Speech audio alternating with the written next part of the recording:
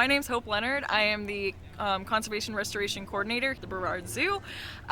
Today we are out deploying clams for our clam project here in the IRL.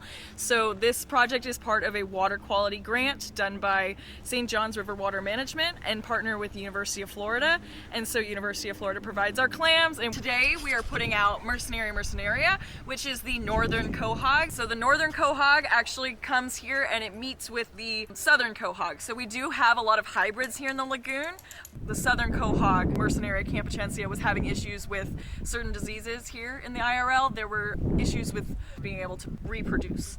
And so with the Mercenaria, we know that these clams have been bred from the IRL and have been put back in because they've been specially selected for their traits that make them more able to survive in poorer water quality. We had a small clam bed here at Long Point Park and it did really well. And so we decided to put some bigger plots out and test the survivability at a larger scale because of how the smaller one did. So as we deploy clams, we actually go and we measure out the actual individual clams up to 50 and take a small sample and then quantify how many are in each bag. And then with each bed that we put out, so we put out 6 today, so that way we know how many we put on each bed. That way when we come back in a few months, we know how many survived and how much they grew.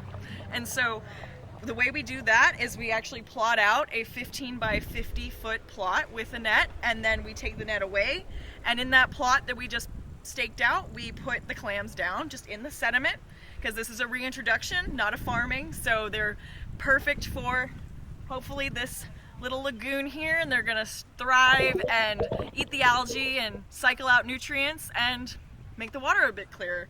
And so as we put them down, they'll burrow in, we'll put a net over and stake down the net over the clams, and the purpose of the net is to prevent immediate predation. So when they're small, like we're putting them out, they're only about 15 to 20 millimeters, and so that size is perfect for a redfish or a stingray to come up and just scoop up. And so by putting the net down, we actually mimic the natural environment, which would be seagrass beds. And so the rhizomes or roots of the seagrass actually work as a natural net. And because we have so many seagrass issues, we're using some nets to kind of mimic that behavior. And that way we can protect them for up to a year.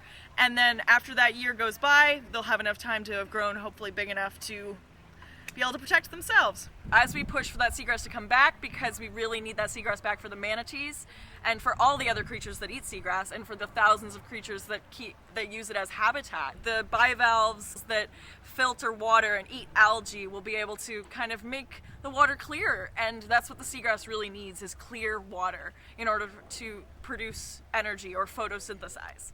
If you would like to come out with us and volunteer your time and help with any of our projects here at Restore Our Shores, because we also build oyster reefs and do mangrove plantings and a lot of other little projects on the side, you can go to restoreourshores.org and look under the volunteer tab and sign up.